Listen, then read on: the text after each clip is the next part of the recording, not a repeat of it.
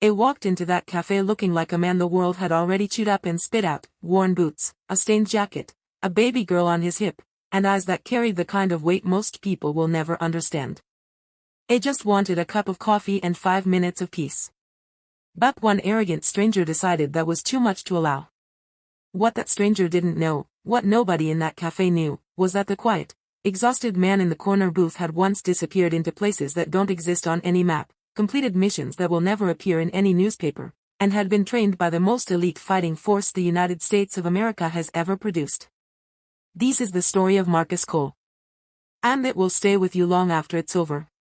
If you love your mom and dad, hit that subscribe button right now and show them some love, because this one is for every parent who ever sacrificed everything and never asked for a single thing in return.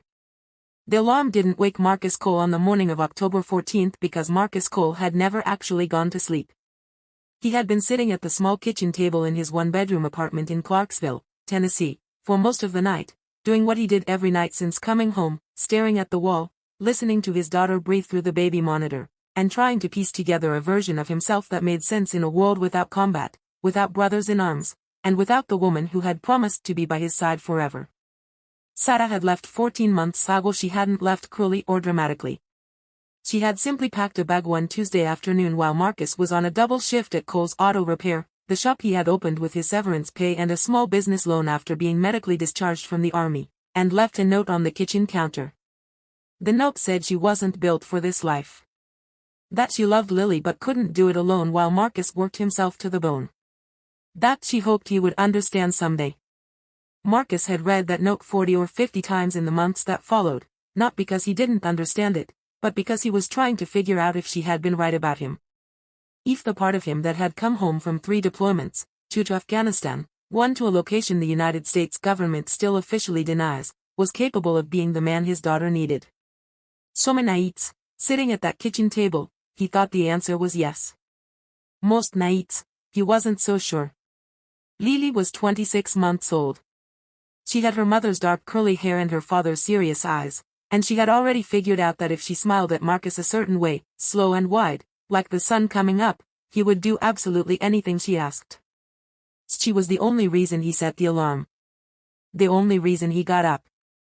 The only reason he kept the lights on. On the morning of October 14th, Marcus made 2 bottles, changed Lily's diaper, dressed her in the yellow outfit with the ducks on it that she had been obsessed with for 3 weeks, and packed the diaper bag with the mechanical efficiency of someone who had once packed tactical gear in complete darkness under live fire conditions. He had learned, in the months since Sarah left, that parenting a toddler and running special operations missions required remarkably similar skill sets. Both demanded that you function at full capacity on 0 sleep. Both required you to anticipate problems before they materialized. Both could go sideways in an instant with absolutely no warning.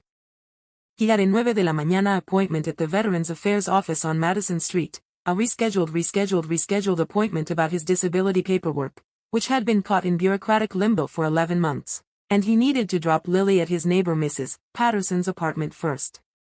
Mrs. Patterson was 71 years old, a retired schoolteacher, and the closest thing Marcus had to family in Clarksville. She watched Lily twice a week without ever asking for a single dollar, and Marcus paid her anyway by fixing her car, her leaking kitchen faucet, her broken screen door, and whatever else needed fixing, because accepting charity was something he didn't know how to do, but exchanging work for kindness was something he could live with. Mrs. Patterson wasn't home. There was a note on her door, her handwriting, shaky and apologetic, explaining that her sister in Nashville had taken a fall and she'd had to leave early that morning.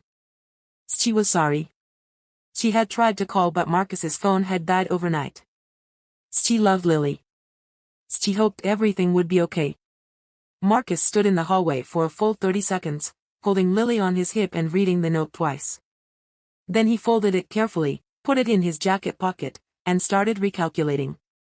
He couldn't miss this VA appointment. The disability rating, if they ever got around to approving it, would mean the difference between barely surviving and actually building something stable for Lily. He had already rescheduled twice, once because the shop had an emergency, once because Lily had an ear infection and spent an entire night screaming and running a fever that terrified him in a way that no firefight ever had. A third reschedule and he'd be looking at another 4 to 6 months minimum. It would have to take her with him. The VA office on Madison Street was everything government waiting rooms always are: fluorescent lighting, plastic chairs, a television mounted too high on the wall playing a cable news channel nobody was watching, and the particular brand of heavy silence that accumulates in places where people have been waiting too long for things they were already owed. Marcus signed in at the front desk, settled Lily into the chair beside him with her small backpack of toys, and prepared himself for the wait. 2 hours passed. Lily, to her enormous credit, was a champion. She played with her stacking rings. She ate the cut-up apple slices Marcus had packed in the small Tupperware container he never forgot. She fell asleep on his shoulder for 40 minutes and woke up in a genuinely good mood, which Marcus privately considered one of the greatest gifts the universe had ever given him. When his name was finally called, the caseworker informed him, with the bureaucratic serenity of someone delivering the weather forecast, that there was a problem with one of his discharge documents that needed to be resolved before they could proceed, and that he would need to submit a corrected Form DS-214, DS-214 along with 2 additional supporting documents and then wait for a new appointment to be scheduled, which would likely be in the next 60 to 90 days. Marcus sat very still for a moment. He thanked the caseworker. He picked up Lily and her backpack. He walked back out into the October air. He sat in his truck in the parking lot for 5 minutes, staring through the windshield at nothing. Lily babbled something cheerful from the car seat behind him. He closed his eyes. He breathed in through his nose for 4 counts, held it for 4 counts, breathed out for 4 counts, a tactical breathing technique he had learned at Fort Bragg and used in more situations than he could count, and then he turned the key in the ignition. He needed coffee. He needed food. He hadn't eaten since the previous afternoon, which was a habit he had developed without noticing, skipping his own meals to make sure Lily always had enough. There was a cafe 3 blocks away that he had passed a dozen times but never gone into, Murphy's Café, according to the green sign with the shamrock in the corner, and today, for no reason he could have specifically articulated, he decided that was where he was going. Murphy's Café was exactly what its sign promised. Warm and a little worn around the edges, the way things are when they've been genuinely used and genuinely loved for a long time. Dark wood booths, red leather seats cracked at the edges, a long counter with round stools, and behind the counter a broad, silver-haired woman named Donna who had been pouring coffee in this exact spot for 22 years and who could read a person's situation with the accuracy of a seasoned detective. There was a chalkboard menu above the counter, old photographs of Clarksville on the walls, and a smell of coffee and bacon and something sweet baking in the back, that reached into your chest and loosened something you had forgotten was clenched. Marcus took a corner booth. He settled Lily into the seat across from him, propped her up with her small backpack, and gave her the board book about farm animals that she had recently decided was the single greatest literary achievement in human history. He pulled off his jacket. He rubbed his face with both hands. He was wearing a plain gray Henley shirt, dark jeans, and the kind of expression that people get when they are one bad moment away from their limit but are absolutely determined not to let it show. Donna appeared with a coffee pot before he'd even fully settled. She looked at him, one long, experienced look, and poured without being asked. "How do you take it?" she said. "Black," Marcus said. "Please." She looked at Lily. Lily looked up from her book and gave Donna the slow sunrise smile. Donna's entire face transformed. "Well, aren't you something?" Donna said softly. "She is," Marcus said, and the way he said it, quiet and absolute, like a man stating a fact as foundational as gravity, made Donna look at him again with a different kind of attention. She brought Lily a small cup of apple juice with a lid and a straw without being asked, and when she brought Marcus the menu, she told him the bacon and egg plate was on special and that he looked like a man who needed a real breakfast. He ordered 2, one for himself and one for Lily, and for the first time since he had gotten the note on Mrs. Patterson's door that morning, something in him began, very slightly, to unclench.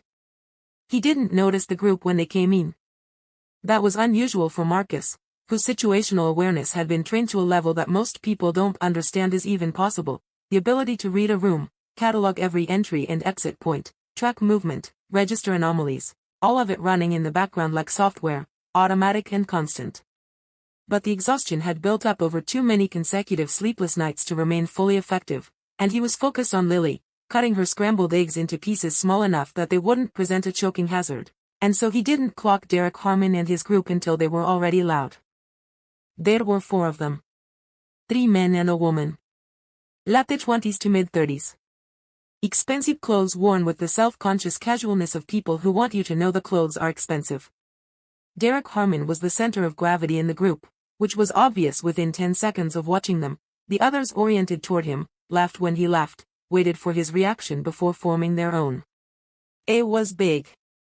Not the kind of big that comes from actual hard work, but the kind that comes from having the money and time to spend 3 hours a day in a gym focused entirely on appearance.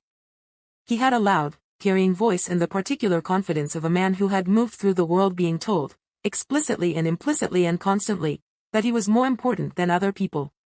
They took the large booth across the aisle. Derek was facing Marcus's direction. I didn't notice Marcus at first. He was holding court, telling some story about a deal he'd closed, or a car he'd bought, or something that required his companions to react with consistent impressed delight, which they dutifully provided. Then Lily knocked her apple juice off the table. It wasn't a catastrophe. The Lidl. The cup bounced once and rolled under the table, and Marcus retrieved it in one smooth motion and set it back in front of Lily, who looked at it with the solemn intensity of a scientist cataloging experimental results and then went back to her eggs. But the small commotion had drawn Derek's attention. He looked at Marcus, at the diaper bag hanging on the booth partition, at Lily in her duck outfit, at Marcus's worn jacket on the seat, at the general picture of a tired working man having breakfast with his toddler, and something shifted behind his eyes. Something that in a different man might have been recognition or empathy, but in Derek Harmon became an opportunity. He said it quietly at first, to his companions. A sage whisper, just loud enough to carry. Look at this. Some guy can't even get a morning off. As to bring the kid everywhere. His companion, the other man with the slicked back hair, is me kid. Probably can't afford a babysitter. Derek leaned back in his seat, warming up. Probably can't afford much. The woman in the group shifted uncomfortably. This was how Derek operated. He would test the temperature, see how far the room would let him go, and then push further. Marcus heard every word. He didn't move. He kept his eyes on Lily and continued eating. Donna, behind the counter, heard it too. She set down the coffee pot she was holding very deliberately. The veteran at the end of the counter, a man in his 60s named Roy Hutchins, who had been coming to Murphy's every morning for 15 years and who wore a Vietnam-era Special Forces patch on his jacket without ever making it a topic of conversation, went very still. Derek read Marcus's stillness as submission. This was the mistake. This was the fundamental error that people with Derek Harmon's particular life experience always make. They have never encountered a man who is genuinely still, who is still the way deep water is still, and they interpret it as weakness because they have no framework for what it actually is. It got louder. I mean, look at him. That's the story there, you think? Mommy left? Couldn't they keep her? His companions had stopped laughing. 2 of them were looking at the table. The woman was staring at the window. But Derek was committed now, the way weak men always get committed when they sense they might be losing their audience. He would escalate to get the reaction he needed. He raised his voice to the level where there was no longer any pretense that he wasn't directing it at Marcus specifically. Hey, Daddy. What's the matter? Rough morning? Can't handle it. The whole cafe was quiet. Marcus put his fork down. He placed both hands flat on the table, and he looked up. And Derek Harmon, who had never in his life felt physically afraid of another human being in a public setting, who ran on the assumption that his size and his money and his volume were always going to be the most powerful things in any room he occupied, felt something he did not have immediate words for. It wasn't Marcus's expression that did it, because Marcus's expression was perfectly, completely, unsettlingly calm. It was something behind the eyes. Something that looked at Derek the way a man looks at a problem he has already solved. Marcus said nothing. He simply looked at Derek for 3 full seconds, and then he looked back down at Lily and resumed cutting her eggs. Derek should have stopped. Every reasonable part of his nervous system was trying to tell him to stop. But Derek Harmon had built an entire identity on never backing down, which meant he had never learned the difference between genuine courage and the kind of aggressive momentum that drives a man off a cliff because he can't figure out how to change direction. He stood up. He moved toward Marcus's booth. He put both hands on the table and leaned in, I'm talking to you, he said. What? Too tired to answer. So busy playing single dad of the year? What happened in the next 4 seconds was witnessed by 11 people inside Murphy's Café, and each of them would describe it slightly differently afterward. Because the human brain has difficulty processing things that happen both faster and more precisely than anything it has a reference point for. Marcus moved. Not the way people move in movies, no wind-up, no dramatic shift in posture, no warning of any kind. One moment he was seated. The next moment Derek Harmon's right arm was hyperextended behind his back in a joint lock so exact and so controlled that Derek's cheek was against the table and he couldn't move a single inch in any direction without experiencing a level of pain that his body flatly refused to risk. Marcus wasn't standing over him with his weight thrown into it.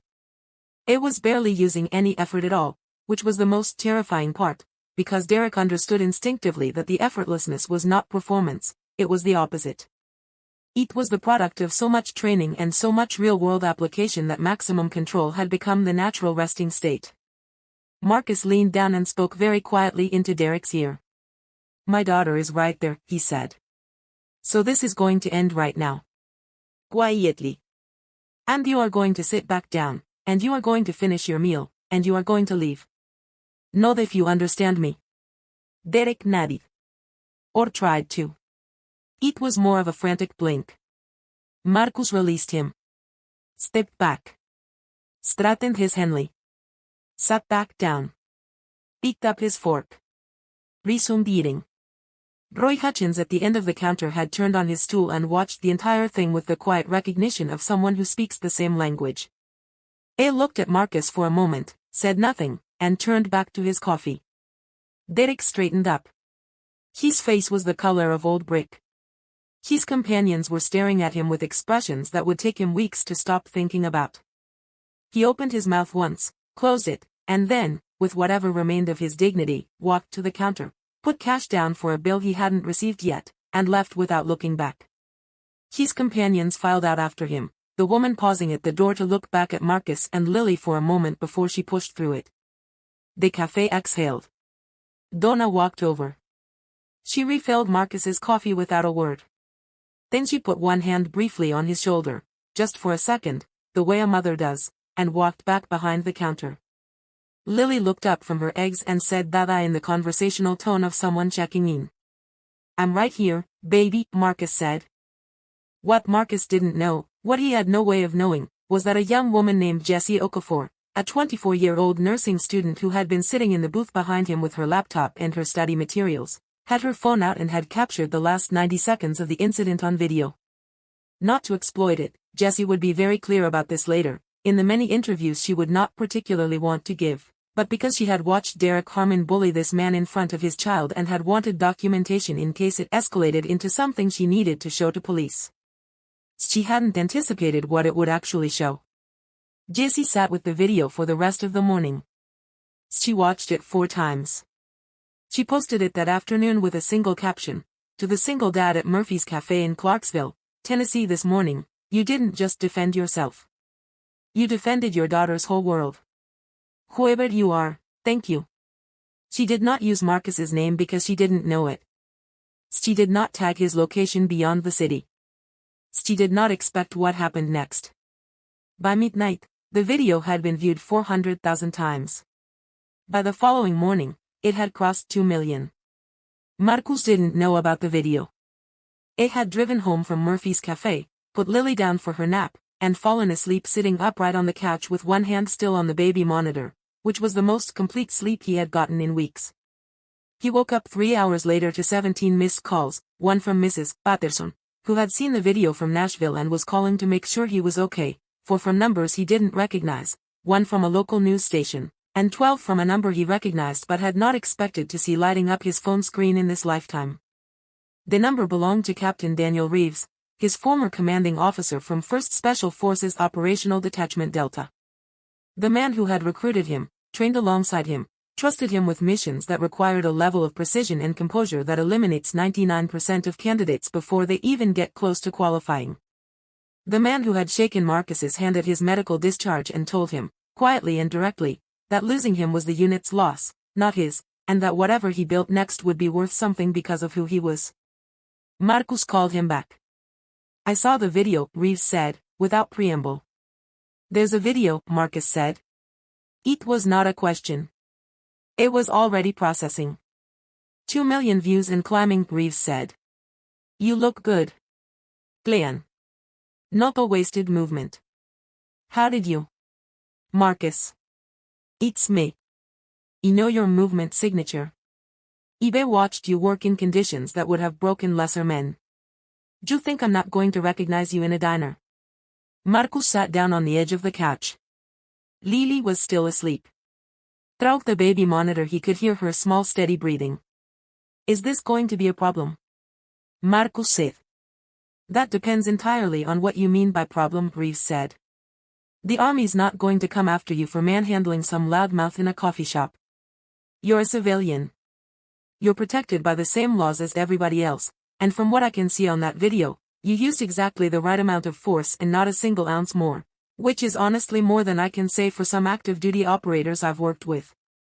So legally, you're fine. Then what? I'm calling because I want to know how you are, Reeves said. The real answer.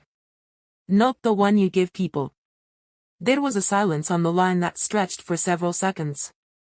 Outside, a car passed on the street. Inside, the baby monitor breathed. I'm managing, Marcus said finally. That's not the same thing as okay. No, Marcus said. It's not. What followed was a conversation that Marcus would later describe to exactly one person, Mrs. Patterson, over tea at her kitchen table, 6 weeks later, as the first honest conversation he had allowed himself since coming home. Reeves had a way of creating the conditions for honesty that Marcus had always admired and sometimes resented. He didn't push, he just opened the door and then waited with the patience of a man who understood that some things can't be rushed, only given room. Marcus talked about the VA appointment. About the disability paperwork.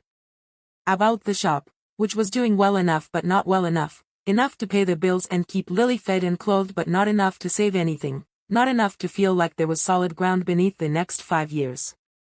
It talked about the sleeplessness, which he minimized as much as he could and which Reeves saw through immediately. He talked, very briefly and very carefully, about Sarah, and Reeves listened without comment, which was exactly right. And then, because the conversation had opened something he hadn't intended to open, Marcus talked about the thing he never talked about. Demission.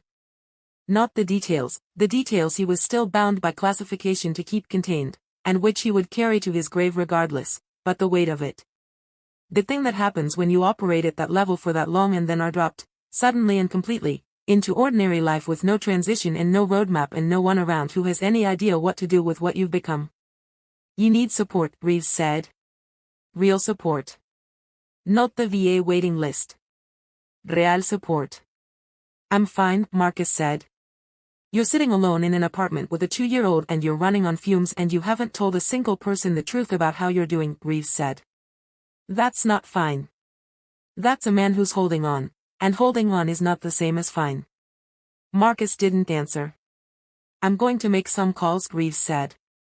There's a program, it's not DoD, it's private. It's run by a woman named Dr. Angela Voss who worked with operators for 12 years and knows what she's talking about. No waiting lists. No bureaucracy. eBay sent 3 of my guys to her in the last 2 years. All 3 of them would tell you it changed the trajectory of their lives, and none of them would say that lightly because they're not the type of men who say things lightly. It boasts. You're allowed to get help, Marcus. That's not weakness. That's the next mission. Something in Marcus's chest, something he had not realized was locked, turned over. Okay, he said quietly. Okay. Meanwhile, the video was doing something neither Marcus nor Reeves had anticipated and which neither of them, in their professional experience of human behavior, would have predicted would happen at quite this scale. It was not going viral the way things usually go viral, in the shallow, 2-day arc of sensation and forgetting. It was spreading the way things spread when they touch something true, something that people had been carrying without having words for it. It was being shared in military spouse groups and single-parent forums and veterans, communities and workplace Slack channels and family group texts. The comments, and there were hundreds of thousands of them, were not the usual internet noise. They were personal. They were stories. They were fathers writing about their own exhaustion and their own isolation. They were veterans writing about the impossibility of re-entry. They were women writing about single mothers they knew who deserved the same protection, the same recognition. They were young people writing that they had never thought about what their fathers went through and that they were going to call them today. One comment, which got more engagement than almost any other, came from a username with no profile picture and no other posts. It said simply, "I was at Murphy's Café this morning. He sat at the counter. I don't know who that man is. But I've been in combat, and I know what that stillness costs to build, and I know what it means that he brought it home with him and turned it into this, into protecting a child instead of breaking things. If you see him, tell him Roy says hello. And tell him his coffee was well earned. Roy Chins." The veteran at the counter. 15,000 likes on a comment from a man who had never used social media before that afternoon. The local news station that had called Marcus reached out 3 more times. He declined each one. A national morning show producer sent a message through the cafe's Instagram account. Donna, who ran the cafe's social media with great personal investment and genuine flair, responded on Marcus's behalf, "No, he would not be doing interviews. Yes, he was a regular customer now. No, you may not have his contact information. Thank you for your interest in Murphy's Café and please visit us next time you're in Clarksville, Tennessee. We are open Monday through Saturday from 6 de la mañana." What Donna did not decline, because Marcus did not know about it until after the fact, was the envelope. It appeared at the café 2 days after the video. A standard white business envelope, addressed to the single dad, for Donna to keep safe. Inside was a handwritten note and a cashier's check. The note read, "I don't know your name and I'm not asking for you to know mine. I am a retired officer. I've been where you are, not the parenting part, but the coming home part. The trying to build something from nothing part. The being seen as less than you are part. The check is for Lily. Not for you, I have a feeling you'd send it back. Back for her. Start an account. Put it away. She's going to want to go to college someday and her dad's going to want to be able to give that to her. Consider it an investment in the future that you are clearly working very hard to build. A fellow veteran." The check was for $15,000. Donna held on to it for a week before she could figure out how to tell Marcus. When she finally did, on a Tuesday morning, slipping it across the counter with his coffee and then pretending to be very busy with the pastry case, Marcus sat with it in his hands for a long time without speaking. He looked up at Donna. She was doing an extremely unconvincing job of appearing to be focused on rearranging muffins. "You knew about this," he said. "I may have had some awareness of the situation," yes, Donna said, to the muffins. "Donna." She turned around. Her eyes were not dry, which she would have strongly denied if asked. "You came in here with that baby and you ordered the cheapest thing on the menu and you cut her eggs for 20 minutes before you touched your own food," she said. "Don't argue with me about the check. Take it home. Put it in the bank. Let people do something good. The world needs to do something good right now." Marcus looked at the check. He looked at Lily, who was in the corner booth. It had become, without formal declaration, their booth, absorbed in her farm animal book. He put the check in his jacket pocket. "Thank you," he said. "Don't thank me," Donna said. "Come back Thursday. I'm making apple pie." The story doesn't end there. Stories like this one never really end, because they are not about single events but about trajectories, about the slow accumulation of choices and moments that determine what a life becomes. Marcus started seeing Dr. Angela Voss 6 weeks after Reeves made the call. The first session, he sat in her office for 40 minutes and answered her questions with the precision and economy of a man who had been trained to provide operational briefings, complete, accurate, and entirely devoid of anything personal. She let him. She had worked with enough operators to know that the way in was not through the door but through the window, and that the window would show itself when it was ready. The second session, something shifted. Is not sure why. It might have been the way she asked about Lily, not clinically, not as a topic to explore, but the way a person asks about someone they genuinely want to know about. He found himself talking about the duck outfit, about the sunrise smile, about the farm animal book, and then somehow, without meaning to, He was talking about the morning at Murphy's Café and what it had felt like to walk into that VA office for the fourth time with a child on his hip and walk back out with nothing, and then to sit in the truck in the parking lot and just breathe, because breathing was the only tool he had left. Dr. Voss let him talk. When he was done, she said, "That sounds like a man who's been carrying a lot without anyone to help carry it." "I don't need help carrying it," Marcus said. "I know you don't need it," she said. "I'm asking whether you want it." He thought about Reeves's voice on the phone. About Donna's hand on his shoulder. About Roy Hutchins's comment on a video he'd never intended to exist. About a stranger's cashier's check, tucked now in a savings account with Lily's name on it, growing slowly but deliberately toward a future. "Yeah," Marcus said. "I think I do." The disability paperwork, with the help of a veterans advocacy organization that Reeves connected him with, was resolved in 9 weeks. The rating came through, 60%, with back pay dating to the application date, and while it was not a fortune, it was stability. It was the difference between surviving and building. Marcus put a portion of it into the shop, which needed a new lift.